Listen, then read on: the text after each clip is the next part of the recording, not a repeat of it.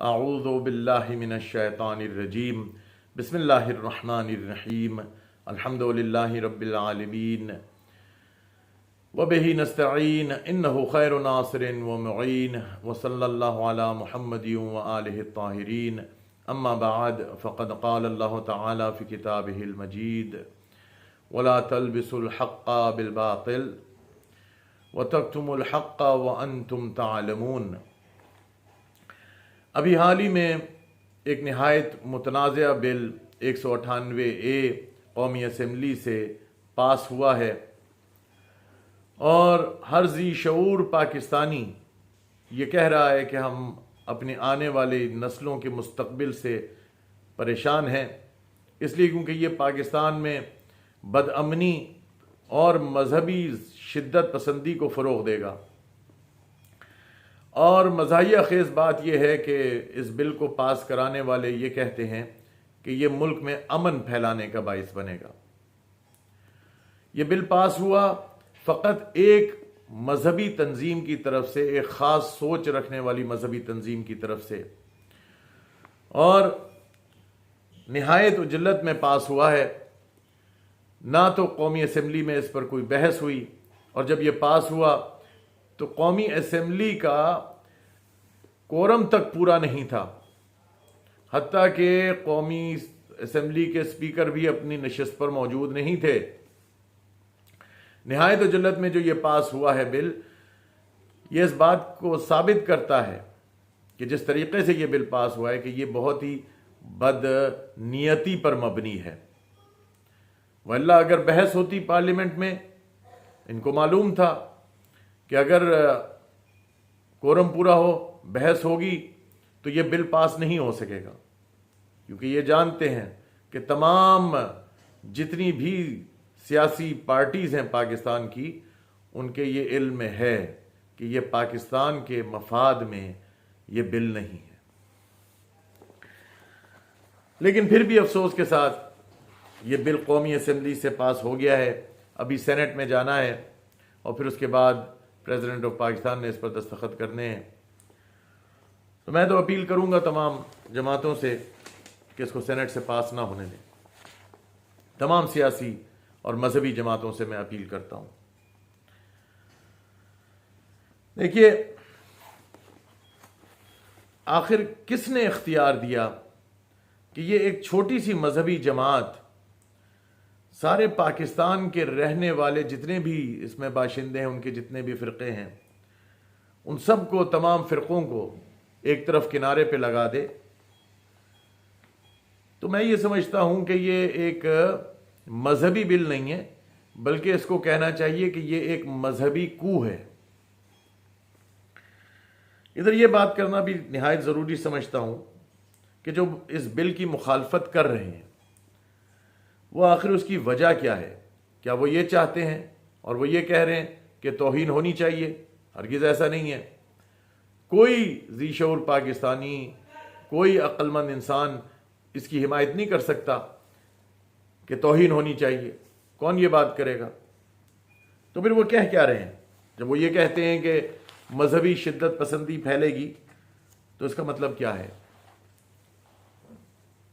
میں آپ کو بطور مثال میں آپ کو آرٹیکل 20 کی شق نمبر A اور B میں آپ کو پڑھ کے سناتا ہوں۔ آرٹیکل 20 یہ کہتا ہے کہ ایوری سٹیزن، 20A کا پڑھ کے سنا رہا ہوں۔ Every citizen shall have the right to profess, practice and propagate his religion, that's A. and B کے اندر کیا ہے؟ every religious denomination and every sect thereof shall have the right to establish, maintain and manage its religious institutions۔ یعنی ہر پاکستانی شہری کو اختیار ہے کہ وہ جون سا چاہے مذہب اختیار کرے، اور پھر اس کی وہ تبلیغ کرنے کا حق رکھتا ہے کہ جس طرح چاہے وہ اس کی تبلیغ کرے، اور یہ ہمیں آئین پاکستان ہمیں حق دیتا ہے جو دینا چاہیے، اور یہ ہر پاکستانی شہری کا بنیادی حق ہے۔ لیکن اس ملک پاکستان میں در حقیقت ہوتا کیا ہے؟ عملی طور پر کیا ہو رہا ہے؟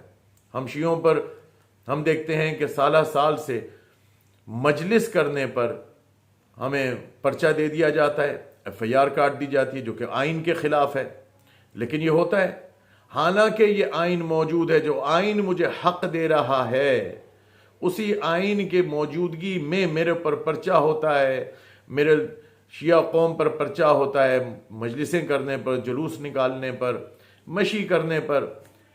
آخر یہ کیا ہے؟ تو یہ آئین کی موجودگی کے باوجود جب یہ سب کچھ ہو رہا ہے، اور پھر جب آپ ان حالات میں 198 کا بل لے کر آتے ہیں تو اس کا کیا مطلب ہوگا؟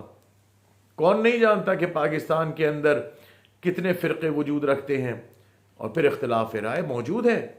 کون دیوبندی اور بریلوی فرقوں کے آپس کے اختلافات کا، اختلاف رائے رکھنے کا کون واقف نہیں ہے؟ کیا صبح شام ایک دوسرے کے اوپر یہ تہمتیں نہیں سنی جاتی کہ فلانا گستاخ، فلانے نے توہین کر دی، فلانے نے توہین کر دی؟ اس فضا میں جب آپ ایک ایسا بل پاس کرتے ہیں 198 جیسا، تو اس کا نتیجہ کیا ہوگا؟ اس کا نتیجہ یہ ہوگا کہ کل کو ہر فرقہ جو ایک دوسرے سے اختلاف رکھتا ہے، اور اس میں جو چند لوگ ایسے ہیں جو تنگ نظر ہیں، تو وہ اس اختلاف رکھنے کو اپنے مذہب کی توہین سمجھتے ہیں، اس اختلاف کو ہی وہ کہتے ہیں کہ یہ توہین ہے۔ حالانکہ جو تنگ نظر نہیں ہیں، جو پڑھے لکھے لوگ ہیں، وہ اس کے مخالفت میں بات کرتے ہیں، لیکن لوگ ایسے موجود ہیں۔ تو اس کا نتیجہ کیا ہوگا؟ اس کا نتیجہ یہ ہوگا کہ گاؤں گاؤں، قریہ قریہ، دیہات میں، ضلعوں میں، اضلاع میں، جس کی جہاں پر چلی، ایس ایچ او کے اوپر کچھ چلا، طاقت رکھتا ہوا، وہ جائے گا اور کہے گا کہ فلاں کے خلاف پرچہ دو، فلاں کے خلاف پرچہ دو۔ اب پچھلی جو بل تھا اس میں کم سے کم پچھلے بل میں یہ تو تھا کہ انسان کو حق حاصل تھا کہ وہ اپنا بیل کرا سکے، بیلیبل اوفینس تھا، لیکن اس بل میں ترمیم کیا کی جا رہی ہے کہ آپ اس کو ان بیلیبل کریں۔ یعنی اگر ایک شخص جس نے توہین کا مرتکب ہوا بھی نہیں، وہ جج نے ابھی فیصلہ کرنا ہے کہ اس نے توہین واقعاً کی بھی ہے کہ نہیں کی، اس کو اختیار تھا کہ وہ بیل لے لے اور پھر کیس لڑے، لیکن اب کیا ہوگا؟ اب جب تک وہ بری نہیں ہوگا، پہلے تو 1-2 دنوں میں وہ بیل ہو جاتی تھی، اب جب تک اس کو عدالت عالیہ اس کو بری نہیں کر دیتی، اس وقت تک وہ جیل میں رہے گا۔ اب وہ چاہے 4 سال چلے، 5 سال چلے کیس، اور اس کے بعد اس کو کہہ دیا جائے گا کہ یہ بے گناہ ہے مثلا۔ یہ جب چیزیں بڑھیں گی، اور پھر آپ کہہ رہے ہیں کہ جی 10 سال قید دے دینی چاہیے۔ بھائی 10 سال قید جو آپ فرما رہے ہیں، اور پھر عمر قید کی بھی آپ نے باتیں کی ہیں، آپ مجھے اپنے فرقے کے حساب سے ہی بتا دیجئے کہ کہاں آپ کے فرقے میں، کہاں سے آپ ثابت کر سکتے ہیں، قرآن سے، حدیث سے آپ کیسے ثابت کر سکتے ہیں کہ اگر جو آپ کے نزدیک توہین ہے، اس توہین کی سزا 10 سال ہونی چاہیے؟ لائیے ثابت کریں۔ پاکستان میں کوئی فرقہ اس بات کو ثابت نہیں کر سکتا، اور ان کو معلوم ہے یہ ثابت نہیں ہو سکتا، تو یہ کہتے ہیں کہ ہم یہ چاہتے ہیں۔ تو بھائی آپ کی چاہت آپ کے ساتھ، دین اسلام، ان الدین عند اللہ الاسلام، اللہ کے نزدیک دین اسلام ہے۔ بھائی آپ کی چاہت کو اسلام نہیں کہا جا سکتا۔ میں یہ عرض کر رہا ہوں کہ پاکستان کے فرقوں کے تمام علماء کو، ان کو چاہیے تھا کہ ان کو وہ اعتماد میں لیتے۔ کس کو اعتماد میں لیا؟ کسی کو اعتماد میں انہوں نے نہیں لیا، اور انہوں نے یہ بل اجلت میں پاس کرا دیا۔ یہ نہایت غلط ہے، اور اس پاکستان میں یہ ہم سمجھتے ہیں کہ یہ بدامنی پھیلے گی جب آپ اس طریقے سے ظلم کریں گے، ایک دوسرے کے اوپر انگلی اٹھانے کے اوپر، چھوٹی چھوٹی باتوں کے اوپر۔ کون نہیں جانتا ادھر اسلام آباد کے اندر ہی کیپٹل ہے، اسلام آباد میں کیا ہوا تھا؟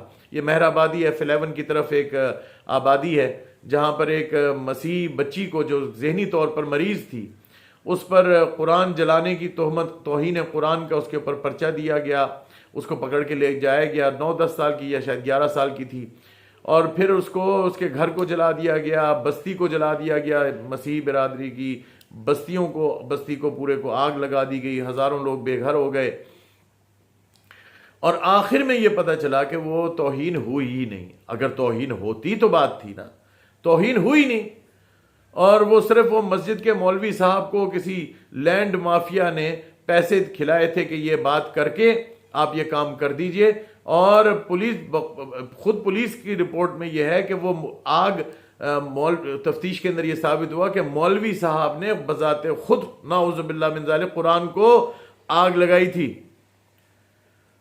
پیسے حاصل کر لیے تھے۔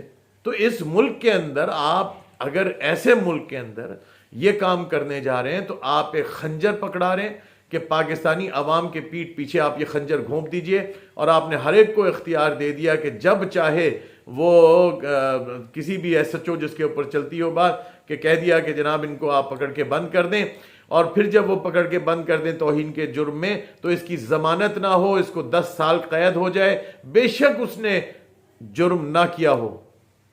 یہ بڑی غلط بات ہے، اور اس کا میں سمجھتا ہوں کہ پاکستان تحمل نہیں کر سکتا، اور میں تمام مذہبی جماعتوں کو یہ کہتا ہوں کہ آپ ہوش کے ناخن لیں اور اس بل کو سینٹ سے ہرگز پاس نہ ہونے دیں۔ السلام علیکم ورحمۃ اللہ وبرکاتہ۔